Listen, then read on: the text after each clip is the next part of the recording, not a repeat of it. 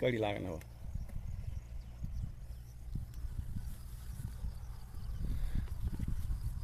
आज हम अंशुमन भाई के खेत में खड़े हैं और जो उन्होंने एरोग्रीन किया था उनमें जो जो चीज़ें नाइट्रोजन फिक्सेशन के लिए चाहिए उन्होंने नाइट्रोजन फिक्सेशन कर दिया है। और ये आप देख सकते हो कि उन्होंने एरोग्रीन को मिक्स करना चालू कर दिया है। तो उनके खेत में अभी आपको सब कुछ मिलेगा। जो 10 से 12 चीज़ें हम लोग मिक्स करवा रहे हैं उसमें हर चीज़ अभी खेत में मिल रही है। तो उसकी वजह से आपको जो क्रॉप रोटेशन का जो ये है वो भी बेनिफिट यहाँ मिल सकता है।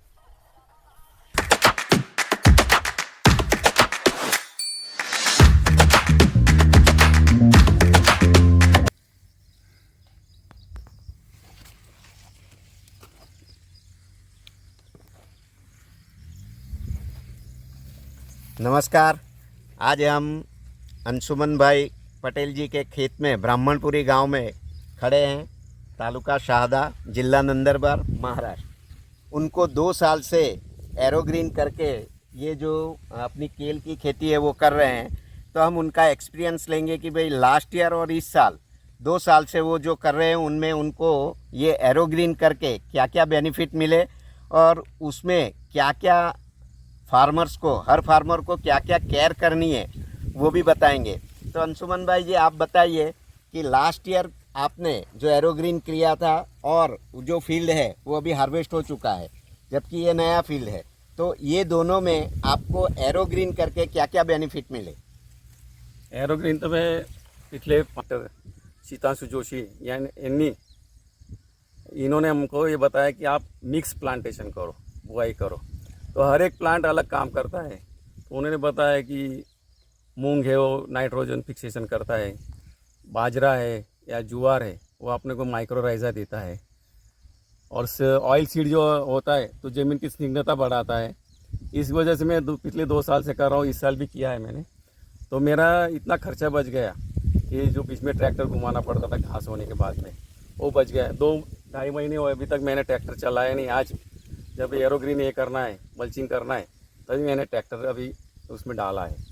तो अभी हर एक इस साल तो ऐसा कंडीशन था कि मज़दूर मिल नहीं रहे थे लोगों को, तो सब ने वो बीड़ी से मार के घास की दवाई मार के उन्होंने वो ख़त्म किया।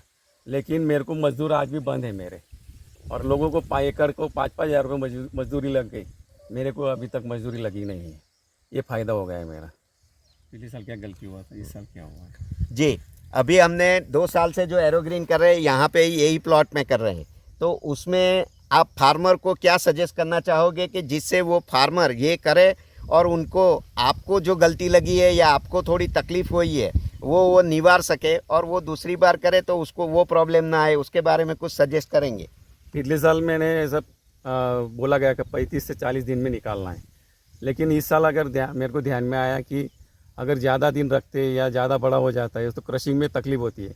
तो मेरा किसानों से जो भी करेगा उसके घुटन के ऊपर या 4 फुट के ऊपर आया तो उसको क्रशिंग कर देना है, तो उससे अच्छे बेनिफिट निकलेंगे। मानी कि किसान को ये नहीं देखना है कि 35 दिन हुआ या 40 दिन हुआ, उसको इतना याद रखना है 4-4.5 फीट का हुआ वो उसको मिक्स कर दे, और वही 2.5-3 फुट भी चलेगा। एरोग्रीन के बाद में जो क्रश किया था तो उसमें जो बारिश का पानी आया वो खेत के बाहर निकला नहीं, वाटर होल्डिंग कैपेसिटी बढ़ गई, ज़मीन की सुपीकता बढ़ गई, और जब चलते थे तो ज़मीन स्पंज की जैसे लगता था। और रोड जोन बढ़ने की वजह से जो गर्मी के सीज़न में हवा आई थी उससे जो बाकी किसानों के प्लॉट पूरे ख़त्म हो गए, जबकि मेरे 7.5 एकड़ के प्लॉट में 1000 झाड़ गिरे। तो ये मेरे को फ़ायदा हुआ। और यूरिया पोटेश नहीं डाला है, मेरा जो केमिकल का 10-12 लाख रुपए का खर्चा था वो कम हो गया है मेरा। के लिए लास्ट ईयर से ये तो अच्छा ही रहा कि भाई रूट ग्रोथ बढ़ा और लोगों को अपना नुकसान ज़्यादा हुआ, हवा चलने से उनके सारे पेड़ गिर गए, उसके सामने आपके सिर्फ 8 से 10% ही पेड़ गिरे।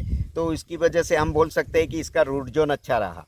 और इसके लिए आपने कोई केमिकल नहीं यूज़ किया, तो आपने क्या यूज़ किया है और उसका पर प्लांट या पर एकड़ आपका खर्च कितना रहा वो बताइए। और उन्होंने तो संशोधनालय ने जो मेरे को फार्मूले बताए थे कि वायरस के लिए जो है यूज़ करना है, छाछ यूज़ करना है, वेखंड यूज़ करना है, फिर गौमूत्र में जो फार्मूले थे उनके माइट्स के लिए वो यूज़ करना है। वो करके मैं 2 साल से अभी पेस्टिसाइड की दुकान पे ही नहीं जा रहा हूँ। तो ये मेरे को फ़ायदा हुआ और घर की बना यानी मेरे खुद के आंखों के सामने जो तैयार हो रहा है वो परफेक्ट हो रहा है, ये मेरा विश्वास है।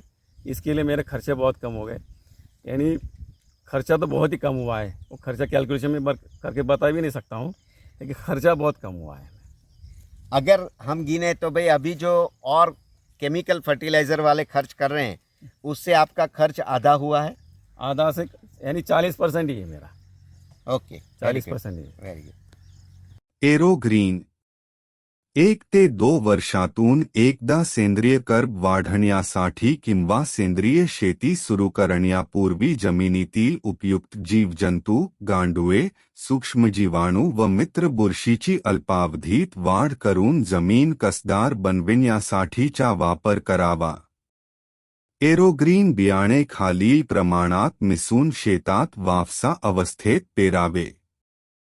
ताग किंवा ध्याच्या 10 किलो, बाजरी 5 किलो, हरभरा 5 किलो, उडीद 1 किलो, मटकी 1 किलो, मूग 1 किलो, मेथी 1 किलो, चवी 500 ग्राम, मिर्ची 500 ग्राम, धने 500 ग्राम, सूर्यफूल 500 ग्राम, अंबाडी 200 ग्राम, कारले 200 ग्राम, तीक 200 ग्राम, राजगिरा 100 ग्राम. वरील सर्व मिश्रण अंदाजे 27 ते 30 किलो प्रति एकर जमिनीत पेरावे. निरनिराळे वाण एकत्र करताना एरोग्रीन बियाणे मिश्रणात किमान 60% द्विदल, 30% एकदल व 10% तागवर्गीय, औषधी, तेलवर्गीय पिकांचा समावेश होईल याची खात्री करावी. पेरणी केल्यानंतर 45 ते 60 दिवसांनी कोणतेही उत्पन्न न घेता रोटाव्हेटर मारावा किंवा संपूर्ण पिकांची जमिनीलगत कापणी करून बायोमास तेथेच ठेवून कालांतराने वावून द्यावे, आच्छादनासारखे. त्यामुळे जमिनीत विविध गटाचे सूक्ष्म जीवाणू वाढतात. नैसर्गिकरित्या गांडुळांची वाढ होऊन जमीन सशक्त बनते. अशा प्रकारे तयार झालेल्या जमिनीवर कोणत्याही प्रकारचे रासायनिक खत न वापरता चांगले उत्पन्न मिळते. संदर्भ Maharashtra organic farming federation MOFF